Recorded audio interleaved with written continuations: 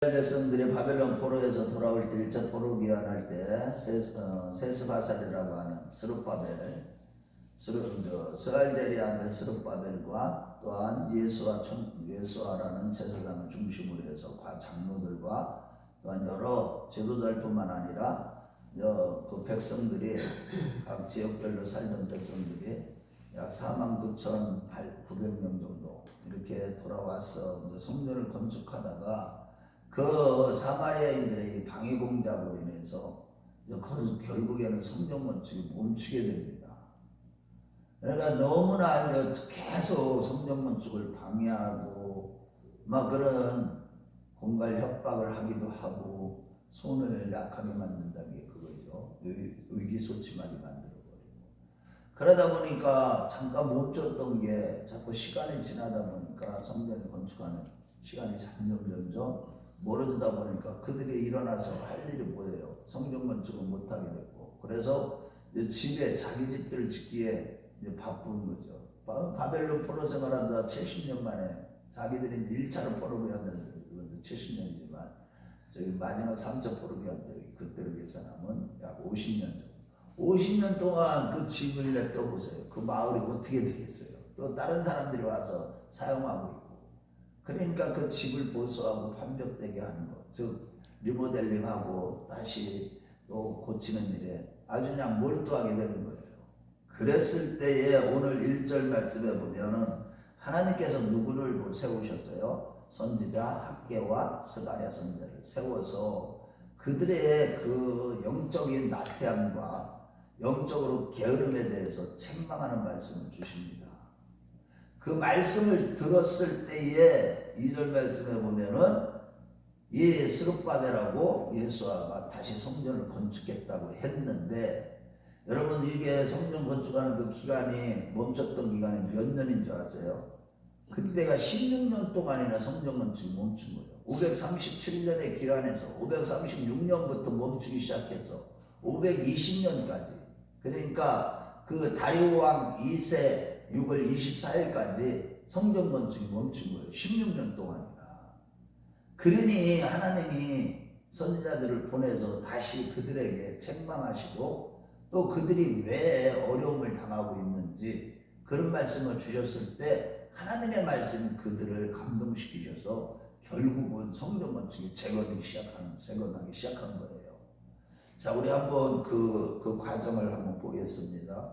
우리 학개서 1장 14절로 한번 봐봐요. 저 뒤에 학개서, 여기 이게 원래 역사대로 기도로 했는데 이제 선지자는 벌써 소선지자에 들어가니까 저 뒤쪽에 있어요. 학개. 자, 저 뒤에 학개서 1장 14절로 가봐요. 1장 14절 15절까지 같이 읽어봐요. 1장 14절 15절. 자, 시작. 여호와께서 스알델의 아들 유다 총독 스룹바벨의 마음과 여호사닥의 아들 제사장 여호수아의 마음과 남은 모든 백성의 마음을 감동시키시네. 그들이 와서 만군의 여호와 그들이 하나님의 전공사를 하였으니 그때는 다리오 왕 제2년 여섯째 달 24일이었더라. 그러니까 이렇게 이제 성전 재건이 시작됐는데, 문제는 이제 성전 재건을 형통하게 막 짓기 시작하니까 그때에 이제 바사 총독, 그 지역을 예루살렘 지역을 관할했던 바사 총독 다뜨네와 스달보스네, 또 그 외에 다른 사람들이 여기 이제 다 돕는 자들이 동관들이라고 하고 그랬는데, 그들이 와서 누가 명령하여 이 성전을 짓게 하였느냐, 또 이 성벽을 재건하게 하였느냐 이렇게 물었어요. 그랬더니 하나님께서 그 방해하지만은 유다 장로들을 도우셔서 하나님이 다리오에게 이걸 방해하지 못하게 만들고 다리오에게 그 조서를 올리는 거, 상소문을 올리는, 이렇게 다리오 왕이 아뢰는 거예요. 공사를 막지 못하고 하나님 도우셔서. 그런데 중요한 거는 여기 보면 6절부터 이제 마지막 절까지 올리게 다리오 왕이 보낸 이제 글, 이 다뜨네가 보낸 글에 대한 내용들에 보면은 놀라운 일이 발견돼요. 여기에 보면 이 6절부터 보면은 다뜨네와 스달보스네와 그의 동관인 유브레 건너편 아바삭 사람이 다리오 왕이 보내는 이 글에 보면은 어떤 내용들이 들어있느냐면 이 성전을 재건을 하게 된 이유와 목적 이런 것들에 대해서 또 왜 성전이 파괴되었는지에 대해서 쓴 내용들을 보면 기가 막혀요. 여기에 보면 실질적으로 공사가 형통하게 잘 되고 8절 말씀했는데 누가 너에게 이런 명령을 해가지고 성전을 지었느냐 물어봤더니 그들이 이런 얘기를 하더라는 거야. 그들의 우두머리들이 이제 다 얘기하는데 뭐라고요? 큰 왕이 우리 조상들 가운데 큰 왕이 성전을 건축하게 하셨는데 이스라엘 백성들이 여호와 하나님께 범죄함으로 말미암아 즉 하나님을 노엽게 함으로 말미암아 하나님이 바벨론에게 망하게 하셔서 그때의 성전이 파괴되었다 이렇게 보고를 하고 있다는 거예요. 이 얘기는 뭐냐면 지금 이스라엘 백성들이 바벨론에서 포로 생활 돌아와서 성전을 재건할 때 그들의 마음 상태가 어땠느냐, 자기들이 바벨론에게 이렇게 폭삭 망하게 된 것도 이유가 다른 데 있는 것이 아니라 바벨론 왕 느부갓네살이 이렇게 침공해서 느부갓네살이 성전을 파괴했다 이런 보고를 하는 것이 아니라 자기들의 신앙이 여호와 하나님 앞에 온전치 못하고 범죄했기 때문에 하나님 앞에 우상을 숭배하고 하나님을 진노케 하는 그 이유 때문에 성전이 무너졌고 이렇게 파괴된 것이다. 그랬는데 그 하나님이 또 때가 되어서 이 고레스 왕의 마음에 감동을 주신 하나님께서 그것을 갖다가 어떻게 했어요? 성전을 재건하라는 그런 명령을 받고 이 고레스가 칙령을 내리기를 세스바살에게 그 총독이었던 세스바살에게 명령해서 그래서 모든 바벨론 왕때 가지고 왔던 성전 기물들까지 다 보물들까지 다 가지고 가서 성전을 재건하라고 했는데 이것이 맞는지 한번 조서를 한번 살펴보시고 그렇게 한번 알아보시라고. 즉 성전을 재건하게 된 이유는 첫째로는 그들이 성전이 파괴된 원인이 하나님에게 그들이 불충했기 때문이라고 이렇게 말하고 있어요. 참 이거 보면 이 다뜨네라는 총독은 참 어떻게 보면 어떤 사람이 상당히 공정하고 합리적인 사람이라는 걸 알 수 있어요. 그래서 이렇게 우리 하나님이 도우실 때 보면은 모든 것이 합력하여 선을 우리 하나님은 때때로 우리가 하나님 앞에 범죄하고 또 하나님 앞에서 우리가 실수하고 허물이 많고 때로는 쓰러지기도 하고 넘어지기도 하지만 우리 마음 자세가 하나님 앞에 어떤 마음 자세가 되느냐에 따라서 우리 하나님은 주변의 사람들까지도 악인들까지도 우리를 돕게 만드시는 하나님이시라는 사실을 믿으시기 바랍니다. 이렇게 우리 하나님이 이를 도우시는 거예요. 중요한 건 우리의 마음 자세가 우리의 삶의 자세가 어떠냐에 따라서 우리 하나님은 그 믿음을 보시고 우리 하나님은 역사하시는 하나님이에요. 항상 살아계셔서 우리를 감찰하시고 우리의 중심을 보시는 하나님이에요. 그 하나님 앞에 정말로 이렇게 회개하는 마음으로 살아가는 자들, 자기의 죄를 인정하고 자백하는 자들을 하나님은 깨끗하게 하시고 모든 것들을 다 새롭게 만들어 주신다. 새롭게 우리 하나님께서 회복시키시는 하나님. 그래서 우리 하나님은 항상 그 인자하심이 무궁하시고 그 자비하심이 무궁하실 뿐만 아니라 선하심이 대대에 이르리로다. 그러면서 하나님을 찬양하잖아요. 시편 기자들이. 자, 그런데 이제 여기서 이제 몇 가지 우리가 살펴볼 것은 또 한 가지는 뭐냐면 지금 다트네가 보고 올리는 거 보면 결국은 성전을 건축하고 재건하는 이유 목적은 이 다리오 왕을 반역하기 위한 것이 아니라고 이렇게 지금 그 다트네의 마음에 아주 지극히 하여튼 보면 사람들이 악한 자들도 이렇게 확 바꿔 주시는 거예요. 아주 정상 좀 어떻게 보면 사람들이 자로나오거나 치우치고 불공정하게 사람들 자기 어떻게 하면 자기가 보고해서 조금 더 이익을 챙길까 이라는 사람들이 대부분인데 이 다트네라는 총독은 그래도 굉장히 공정하고 상식적이고 합리적인 그런 사람이었다는 걸 알 수 있어요. 어찌됐든 간에 하나님은 이렇게 우리가 신앙생활에서 넘어지고 쓰러질 때가 다 있고 허물이 있고 때로는 내가 열심을 내다가 오히려 실수할 수도 있고 참 영적인 부주의를 주의하지 못함으로 넘어질 때가 얼마나 많아요. 그런데도 불구하고 우리 마음 자세가 하나님 앞에만 똑바로가 됐고 믿음만 가지고 있으면 하나님은 반드시 우리를 도우시고 우리를 지키시고 회복시키시는 하나님이심을 믿으시기 바랍니다. 자, 그런데 이제 중요한 건 여기서 우리가 깨달아야 되는 것은 이제 여기 보면 1절, 2절 말씀에 보면 1절과 2절 말씀에 보면 선지자 학개와 스가랴가 이렇게 그들 예루살렘에 같이 거주하면서 도웠기 때문에 이렇게 성전을 건축하기 시작하였다. 여기 이제 2절에 보면은 선자들이 함께해서 그들을 돕더니 이렇게 했잖아요.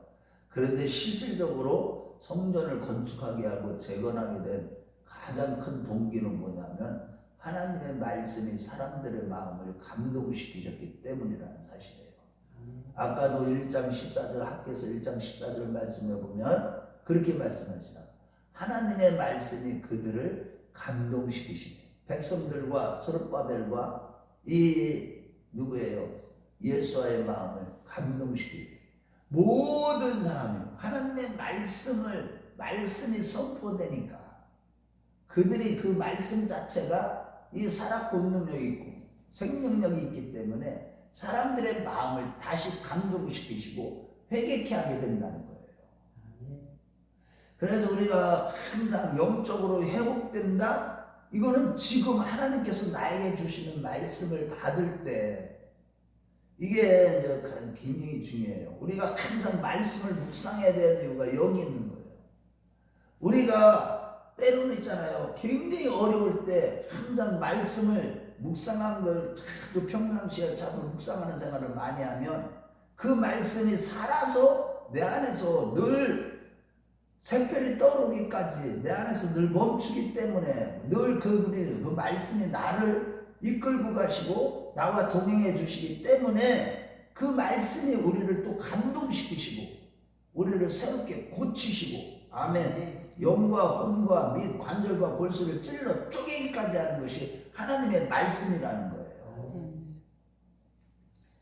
그러니까 우리가 회복되기 위해서는 영적으로 우리가 어려운 문제가 있고 일상생활에서 어려운 문제가 닥치고 환난이 닥치고 고난이 왔고 내가 그렇게 열심히 있는데도 어려움이 왔을 때 그때는 우리에게 다시 우리가 지치지 않고 낙심하지 않고 끝까지 그 생명 부활 생명의 길 즉 변화 영생의 길을 걸어갈 수 있는 방법은 다른 게 아니에요.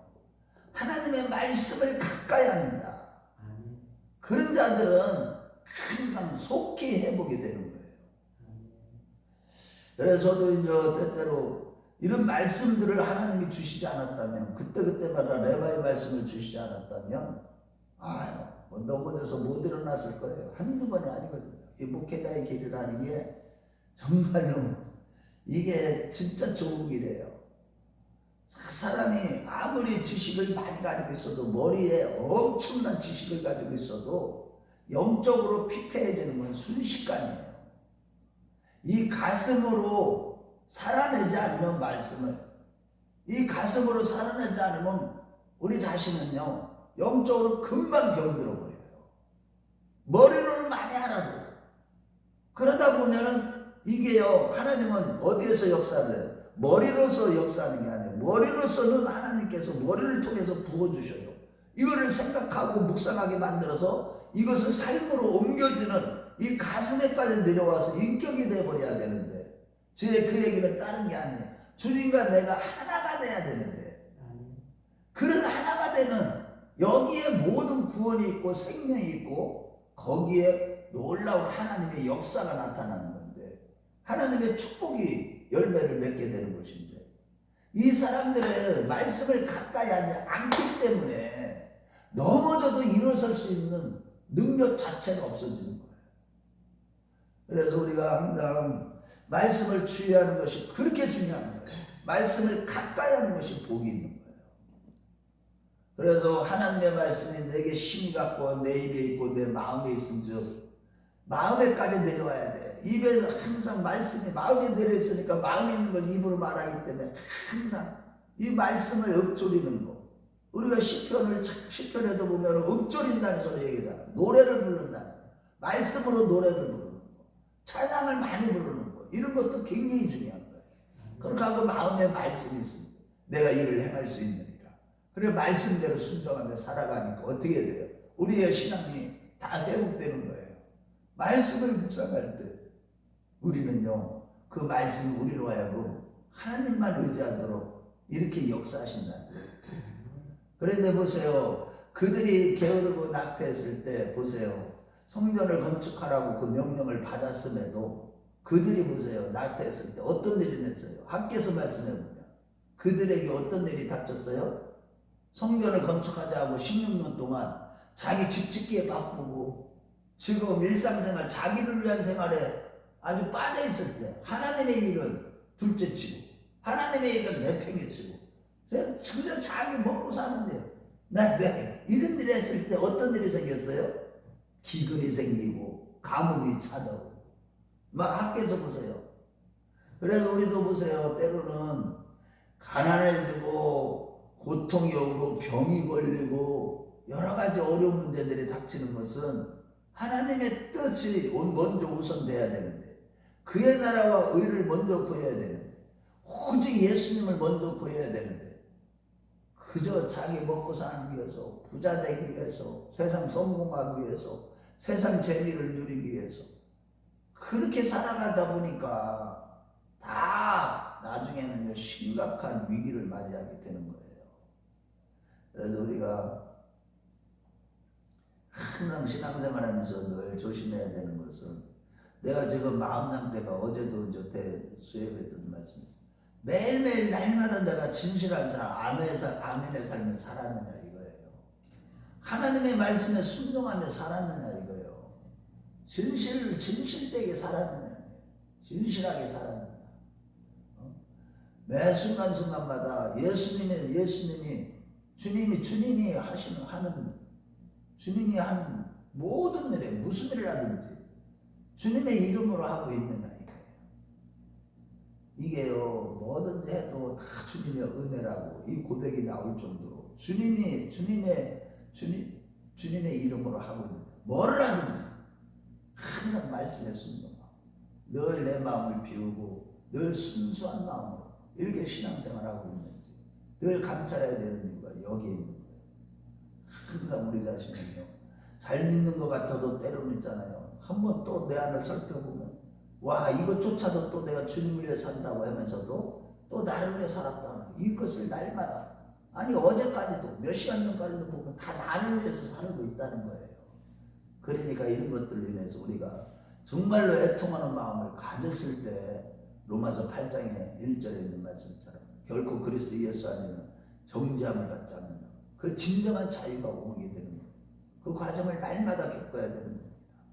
저와 여러분들이 항상 말씀 붙들고 말씀을 통해서 하나님이 우리에게 감동시키는 대로 그대로 순종함으로 인해서 모든 문제를 해결받고 영육간의 강면한 복을 받고 형통한 길을 걸어가는 하나님의 뜻을 이루는 저와 여러분들이 다 되시기 주의 이름으로 축원합니다. 아멘.